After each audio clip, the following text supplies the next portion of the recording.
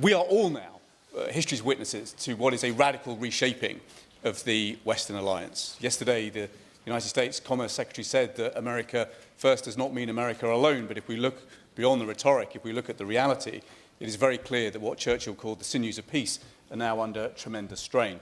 America is now exiting the multilateral alliances that it created under Presidents Roosevelt and Truman and Eisenhower between 1944 and 1960. And what some have called AmExit must now force us to rethink Brexit. We have got to look again at resetting our alliance with our closest neighbour.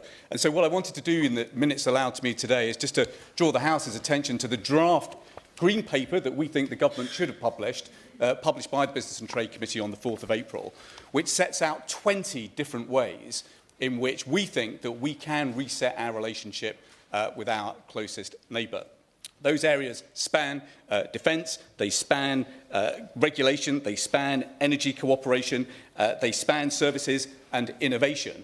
20 different measures across that space could actually give us as big an economic boost as is needed to offset the cut from tariffs. So everything from an EU-UK defence pact, shared industrial policy, joint plan to defend critical national infrastructure, deeper cooperation to defend ourselves against economic threats, an ambitious SPS agreement, mutual recognition of customs schemes, mutual recognition of conformity, assessments, streamlining customs declarations at the border, enhancing cooperations at our ports, rejoining the PEM Convention, making sure that we've got long-term regulatory roadmaps to maximise the alignment between sectors in our economy and sectors in the EU. We found that there is wide-scale support for that across the business community in the UK and indeed in the European Union too. The fourth big area was then in energy, one of the biggest opportunities for deeper cooperation between the UK and EU. We need to be avoiding the cliff edge that may come when CBAM is introduced in this country and in Europe. We should be joining together to create a single CBAM. We should be linking our emissions trading schemes.